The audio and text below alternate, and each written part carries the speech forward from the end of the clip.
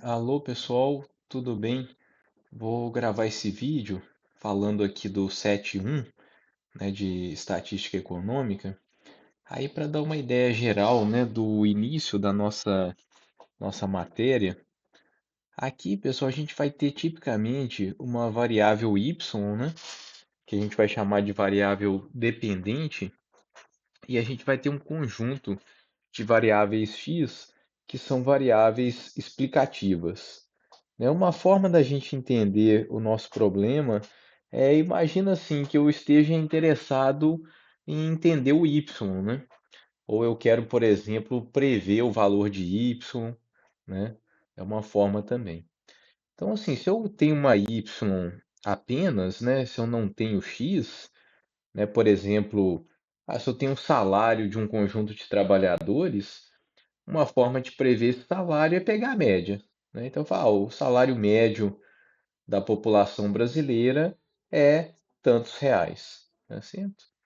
Agora, se eu tenho outras informações a respeito dos indivíduos que estão na amostra, por exemplo, se eu sei o nível educacional de cada um, eu poderia eh, tentar extrair informação disso, né?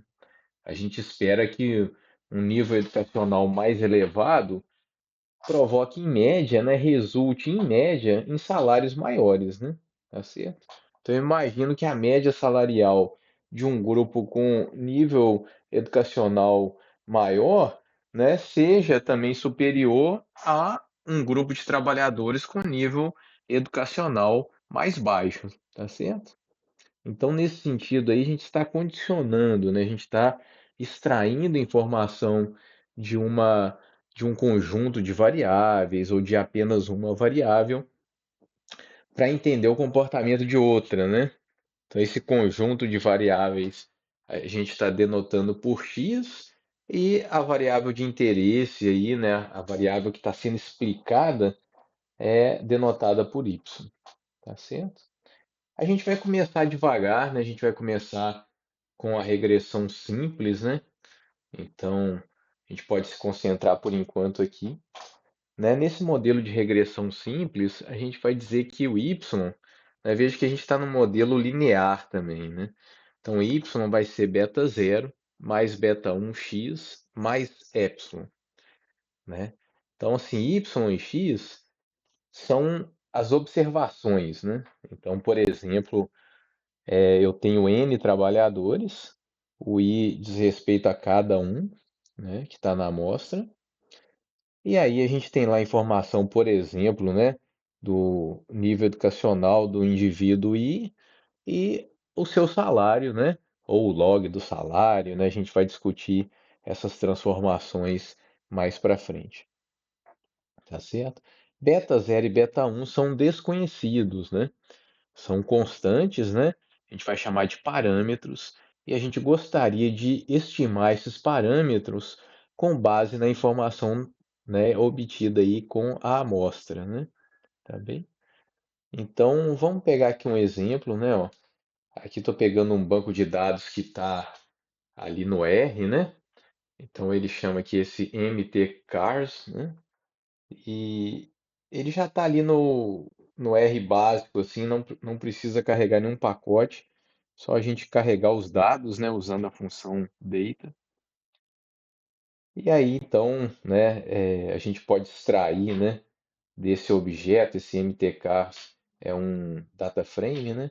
E aí, com o cifrão, a gente extrai as variáveis aí, no caso MPG e WT, onde MPG milhas por galão e WT é o peso em libras, né? Em 1.000 libras de cada veículo, né? Então a gente espera que o consumo de combustível aumente, né, à medida que o peso do veículo aumenta, e é isso aí que a gente vê, né? Ou seja, que é milhas por galão, né? Então seria o inverso, né? Então, o número de milhas rodadas com um galão de combustível, quanto menos milhas por galão, né, maior é o consumo de combustível para rodar uma milha. E aí, então, a gente está vendo, né, à medida que aumenta o peso, essa medida de milhas por galão diminui. né? Então, imagina lá, né, se a gente tivesse uma, uma amostra, né? Ah, qual que é o consumo ou qual que é o rendimento, né, em termos de milha por galão dos carros americanos, por exemplo, né? Ali nessa década aqui, né, é um banco de dados mais antigo, né? A gente poderia falar, tirar a média, né? Falar, sei lá, 2,90 por galão, por exemplo, né?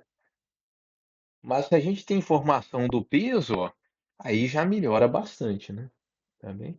Então, né, se eu tiver ali informação, por exemplo, aqui, né, que o carro pesa mais do que 5.000 libras, né, eu já vou provavelmente dizer, ah, ele vai rodar ali 2,4, 2,3 milhas por galão, né, vai ser a média. Isso eu estou chutando aqui, né, calculando mais ou menos no olho, tá certo?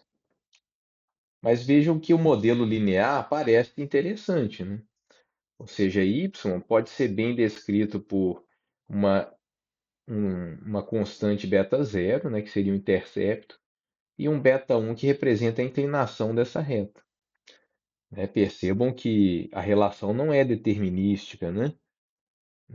Esses pontos vão ficar orbitando, né, ao redor da reta. Então tá a reta aqui, né, para cada x, e aí tem um termo epsilon, né, que é o erro da regressão, tá bem? E aí, pessoal, a gente precisa discutir como encontrar beta zero chapéu e beta um chapéu. Ou seja, quais são os estimadores, né, para beta zero e beta um, tá bem? E aí o estimador base assim da nossa disciplina é o estimador de MQO, né? Ou seja, o estimador de mínimos quadrados ordinários, tá? Ordinários, porque aí é o mais comum, né? Sem nenhuma restrição. Depois a gente vai ver outros, né? Mas basicamente a gente vai falar do MQO, a gente vai ficar a maior parte do tempo falando sobre MQO.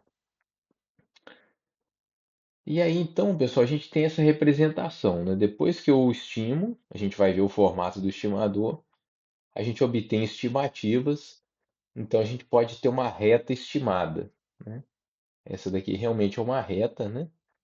Ou seja, ela não tem a parte do epsilon, então eu vou poder plotar uma reta aqui. E aí o desvio entre o valor observado e o valor predito por essa reta, pela reta estimada, a gente vai chamar isso de resíduo, né? Tá certo? Então, aqui no modelo ainda teórico, o epsilon é chamado de erro, tá? Esse erro é uma variável aleatória. Depois que a gente estima, a gente calcula a diferença entre o observado e o predito, e aí a gente denota por epsilon chapéu e chama agora de resíduo, né? E o estimador de MQO vem justamente desse raciocínio, né? O estimador de MQO é aquele que minimiza a soma dos quadrados dos resíduos, né? Então, ou seja, eu vou escolher a reta, né? Eu vou posicionar a reta de modo que a soma dos quadrados dos resíduos seja a menor possível, tá? Tem outras formas, né? A gente poderia pensar em soma do desvio absoluto, por exemplo, né? Que também aparece aí na literatura. Mas a soma dos quadrados dos resíduos ela é interessante, porque ela tem propriedades analíticas importantes e depois também a gente vai ver que ela tem propriedades, né, o estimador de MQO, ele tem propriedades estatísticas interessantes também, tá bem? Então, por agora, vamos, né, admitir essa função objetivo, né? Então, a gente quer minimizar, tá certo? Ó, encontrar beta zero chapéu e beta um chapéu que minimizem a soma dos quadrados dos resíduos. Como eu comentei com vocês, essa função se comporta muito bem. O ponto de mínimo aqui está no interior, né, do espaço paramétrico. Ela é uma função, vamos dizer assim, bem comportada, né? Então basta a gente derivar essa função objetivo com respeito a beta zero chapéu e a beta um chapéu, igualar cada equação a zero e aí resolver o sistema, tá bem? Então, né, a gente tem aí duas equações, duas incógnitas, e aí esse sistema tem solução, né? Solução aí analítica, e de modo que a gente tem o beta zero chapéu calculado desse jeito, né? Ou seja, média de y, média aritmética, menos beta um chapéu vezes a média aritmética de x, né? E aí, fazendo a substituição do beta zero chapéu na equação 2, ó, veja que o beta zero chapéu sai da equação um, e aí substituindo aqui na equação 2 a gente chega nessa fórmula aqui para beta um chapéu, tá bem? Né? Essa fórmula aqui tem outras representações equivalentes, né, que a gente pode usar aí. Então, né, peço que vocês fiquem atentos aí, né, porque dependendo da situação, uma fórmula pode ser mais interessante do que a outra. Numericamente, né, a gente vai chegar sempre na mesma estimativa, independentemente da fórmula que a gente escolha aqui. Tá bem? Elas são equivalentes. Aí, pessoal, aqui tem um exercício aqui no R, né, ó, para a gente calcular. E é legal para a gente entender bem, né, o que está sendo feito, ó, tá certo? O que que esse somatório representa, né? Ó, a gente vai ter aqui, né, o desvio de y em relação à sua média e a multiplicação elemento a elemento com cada elemento de x e depois somar tudo, né? Tá bem? Então, já mostrando aqui para vocês, ó, vamos pegar aqui, eu já abri o RStudio, vamos abrir aqui um script do R, dar o Ctrl V aqui. Então, né, eu já tenho ali o banco de dados. Estou dando Ctrl Enter aqui para executar. Eu já instalei o ggplot2. Quem não tiver instalado, pessoal, é só usar a função install packages e aí coloca o nome do pacote entre aspas, né? ggplot2, tá? E aí executa. Não vou executar aqui, senão vai ficar um tempo instalando, tá? Mas ele pode executar. Eu vou deixar aqui como comentário, né? O asterisco serve para a gente comentar a rotina sem que o R tente executar, né, o que está comentado, tá bem? Aí eu vou fazer aqui o plot. É isso aí que guardamos no objeto G1 e agora sim o plot está aqui. Beleza? Então, assim, a gente pegando essa fórmula, né, que está aqui, tá certo? Olha só. Então, só para ficar bem claro, né,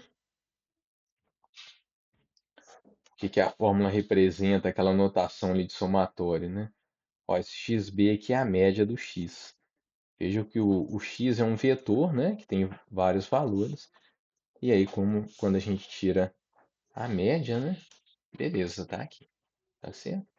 Então, quando a gente faz, por exemplo, x menos x beta, a gente está pegando cada elemento do x e subtraindo a sua média.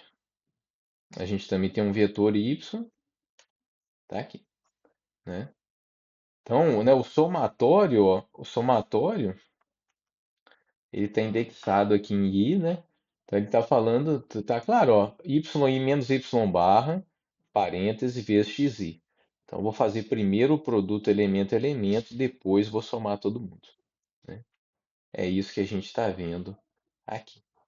Tá legal? E aí, enfim, né, é só a gente executar essas linhas aí e a gente vai ter o beta um chapéu e beta zero chapéu. Então, veja, o intercepto está batendo ali no 383 e a inclinação é negativa, né? Igual a gente espera, não é verdade? Tá bem? E aí a gente pode, inclusive, plotar, né? Opa, desculpa, plotar a reta estimada. Ó. Então, aqui está o cálculo da reta estimada, beta zero chapéu mais beta um chapéu vezes x, e aqui o cálculo dos resíduos, né? Tá bem? E aqui a gente colocou aqui numa tabela, né? Podemos fazer isso ali também. Ó, já está aqui, ó. Tá certo? Aí vocês podem ir copiando, né? para ir pegando aí o traquejo aí com R, né? Podem ir mudando alguma coisa também para ir pegando esse traquejo.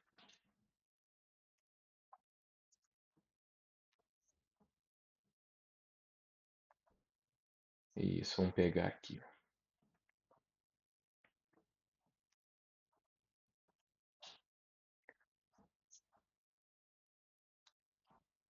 Tá, então, enfim, né? E aqui os detalhes aqui, então, ó, Y chapéu, resíduo, aqui, né, nesse objeto A, a gente tem aquela tabela, né? Aquele data frame ali com, aqui são os modelos de carro, aqui o X, né? Ou seja, o peso, aqui, de fato, né? Milhas por galão, e aqui é o predito pelo modelo, ó, né? Vejam que vai ficar razoavelmente próximo, mas vai ter um resíduo, né? A gente não espera acertar sempre, né? Aí está a questão do modelo, né? Ele simplifica, mas traz uma informação que a gente pode usar aí de forma mais geral, né? Ó, então tá aqui, ó, observado são as bolinhas azuis e o vermelho aí é a nossa reta estimada, né? Ou seja, os valores preditos pelo modelo para cada X, né? Tá? Então, ó, se o peso for 5.000 libras, né? Ó, aí vai estar ali dando um 2 ponto alguma coisa, né? Se a gente quiser saber, vamos supor, né? Qual que é meu Y predito para X igual a 5, né? Eu posso colocar aqui o beta zero chapéu mais o beta um chapéu vezes 5, né? Então, né? O Y5, ó, 2,47 milhas por galão. Beleza? Tá aqui, tudo certo.